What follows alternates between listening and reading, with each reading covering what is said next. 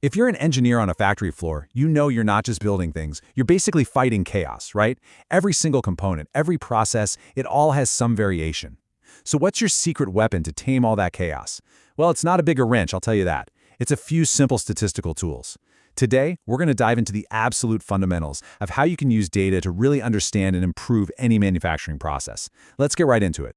Everything really starts with this quote from W. Edwards Deming, who was an absolute legend in quality control.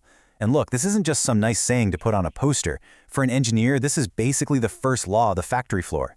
Before you can improve anything, whether it's a product, a process, or your own efficiency, you have to get the data. You have to measure. Okay, so picture this. It's your very first day as a quality engineer. The whole floor is buzzing, machines are humming away, and your boss comes over with just one simple mission for you. Make sure every single product that leaves this factory is perfect. No pressure, right? So, you've got thousands of parts coming off the line every single hour. You obviously can't check every single one by hand. So the real challenge is, how do you understand the entire process by just looking at a small piece of it? Well, you need a starting point, a single number that kind of represents the process's typical performance. And that's exactly where you begin, by taking a sample and finding the average. This brings us to our very first tool, and it's one you definitely already know, the good old arithmetic mean. You know, it's the workhorse of statistics for a reason. It's simple, it's intuitive, and honestly, a lot of the time, it's incredibly powerful. The definition is super straightforward, right? You just add up all your measurements and then divide by how many you took.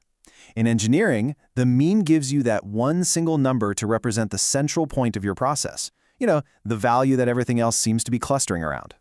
So let's actually put this into practice. Imagine you're inspecting cans for some kind of impurity. You grab a random sample of 7 of them. You measure the impurity percentage in each one, add them all up, and divide by 7. And the result, 1.8%. So this is your mean. It's your first snapshot of the process. It's telling you that, on average, your process is producing cans with about 1.8% impurity. For a nice, stable, consistent process, this is a fantastic place to start. But what happens when your process isn't stable? You know, what happens when something goes wrong? A machine nozzle gets clogged, maybe a sensor fails, or an operator just makes a mistake. All of a sudden, your data has a major problem. And this is the key question, isn't it? The mean is awesome when everything's running smoothly. But its biggest weakness, its kryptonite, is that it's extremely sensitive to extreme values, what statisticians like to call outliers. And on the factory floor, an outlier isn't just some number. It's a defect. It's a real problem you have to solve. So let's look at a new scenario. We pull 5 components off the line to weigh them. The first 4, they look great, right around the target. But then, you see this. One component that weighs 2,000 milligrams. Yikes, it's a dud. The machine clearly malfunctioned there. Now, what happens if we just blindly go ahead and calculate the mean? We add these 5 numbers up, divide by 5. What number are we going to get? And more importantly, is that number actually telling us the truth about our process? The answer is 600 milligrams. Now, just stop and think about that for a second. Does 600 represent a typical part here? No way! Absolutely not. 4 out of the 5 parts are 500 or less. That single defective part has totally corrupted our data.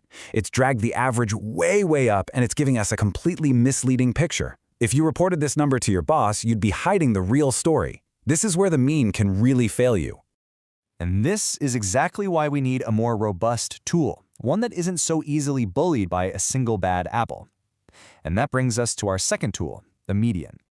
The median is just so elegant in its simplicity. You just line up all your data points from smallest to largest, and you pick the one that's smack dab in the middle. The real magic of the median is that it completely ignores how wild the outliers are. That 2,000 milligram defect could have been 2 million, and it wouldn't change the median one bit. So, let's use our exact same data set from before. The numbers are already in order, which is nice. 100, 100, 300, 500, 2,000. Finding the median is literally as simple as pointing to the one in the middle. And there it is, 300 milligrams. Now compare that to the mean we got, which was 600. Which number feels like a more honest representation of where the center of this process is?